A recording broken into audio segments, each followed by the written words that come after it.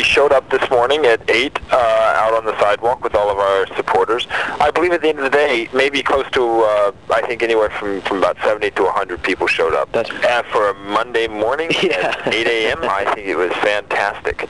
And I think the district attorney knew this as well, and hopefully felt some understanding of how outraged people are over this action, that so many would be willing to come out so early on a Monday morning. But no justice was served in Nassau County. In fact, every single one of us were charged, including Nick Morgan.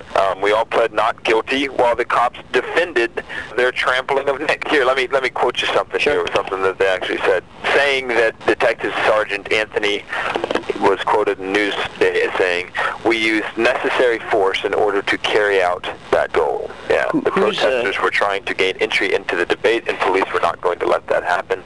We used necessary force in order to carry out that goal. Who's your lawyer? Do you guys have like one lawyer? Yeah, we do. His name is Jonathan Moore. Did you guys get a list of who's got to go to court when? We do. That'll be released later. The first person to go to court will be this Wednesday. Adam Kokesh is going to court. Oh, so Adam's starting off. Do you know when are you called in for? I'm not going until January 6th.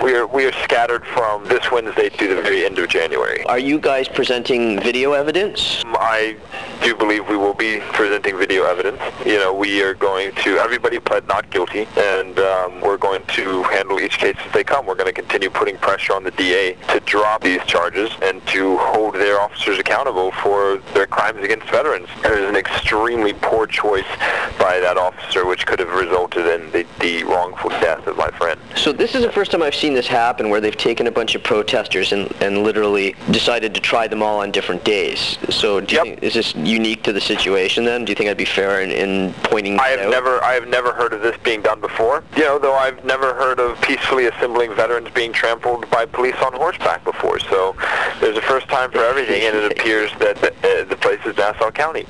And like I said, then I went into the court case this morning. Somebody asked me, they said, what do you think is going to happen? I said, well, I think if they have any good sense, they're going to dismiss this case. But this is not the first time that Nassau County, the police department, and in turn the justice system has been wrong. Was there any other media that turned out to at least? Newsday was there. The Nation turned out. I'll be on Democracy Now! Tomorrow morning. Channel 2 from Long Island was out. The court case though, right? It is split up over all of those different dates, and that's just total crap. The official charge.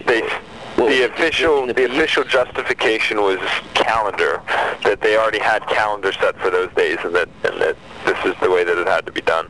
And it was so obviously bullshit. Yeah, it was so obviously crap.